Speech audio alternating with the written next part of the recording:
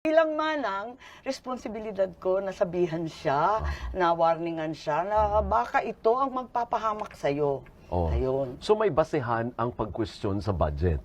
Oo naman. Sige, anong Hindi nga basehan? ako pumirma eh. Pero yung sinasabi ni Pangulo Duterte at ni Pangulo Bongbong, Magkaiba. dalawang magkaibang dokumento kasi yung sinasabing blankety blank, yung maraming Blanco. maraming blanco, totoo yun. Kaya hindi ako pumirma ng BICAM.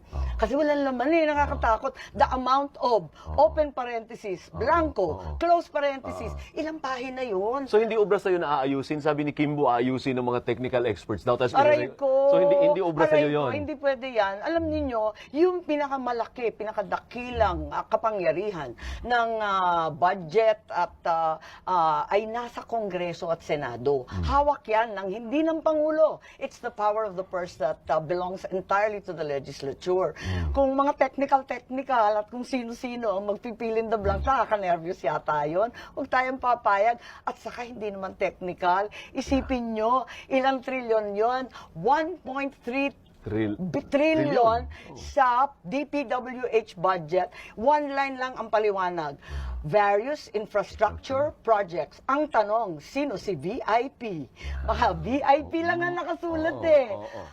So, ang sinasabi itago ninyo- natin sa pangalan ng, di ba? Sino? Sige, Ewan, pangalanan mo. hindi ko alam. Pangalanan Bakit mo. VIP? Kasi wala nga nakalista 1.3 trillion. Walang listahan. Sino nga may pakana Tama nun? ba yun? Hindi ko alam. Oo. Basta dumating na lang sa amin na ganun. So ang sinasabi mo ay labas dito ang presidente. Well, palagay Walang ko- problema ang presidente. Ang may problema dito ay yung lehislatura, the House and the Senate leaders. Hindi ko alam kasi yun nga, nung pinapunta kami sa BICAM, napunta akong minsan. 1 minute lang, nag-picture lang. Ganun lang, tapos na? Oo, tapos na. Di nag-alisan na kami. Sabi ko, ano ba yun? Picture. Hindi, bibigay sa'yo. Di tanong na ako ng tanong kasi fina-follow up ko yung mga flood control.